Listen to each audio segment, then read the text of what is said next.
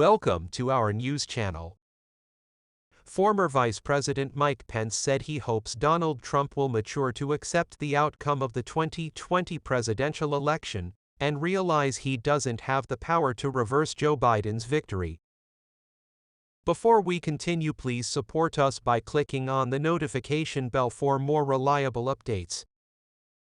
In an interview with NBC's Meet the Press on Sunday, Pence said he believed Trump would eventually realize he was duped by so-called legal experts who misinformed him about the role he believed I was playing, and think again that I had that day.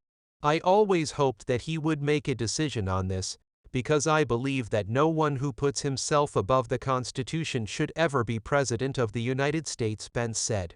During a joint session of Congress chaired by the then Vice President, Trump lobbied Pence to reverse Biden's victory to confirm the outcome.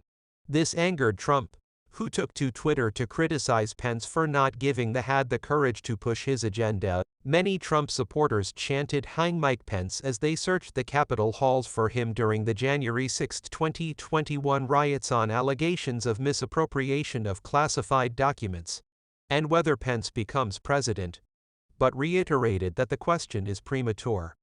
Trump pleaded not guilty to all 37 counts.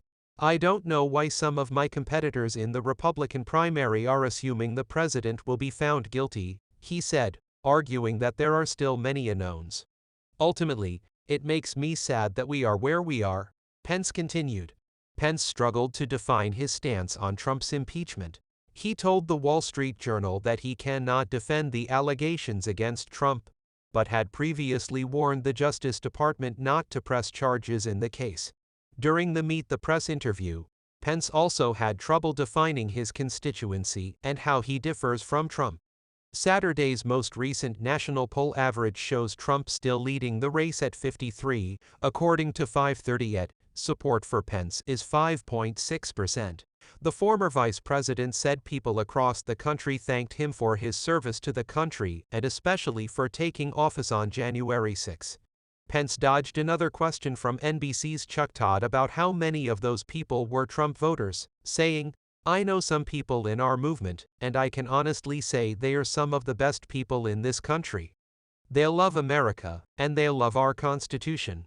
Pence also sought to slam his former boss for his ambiguous message about Russia's war in Ukraine.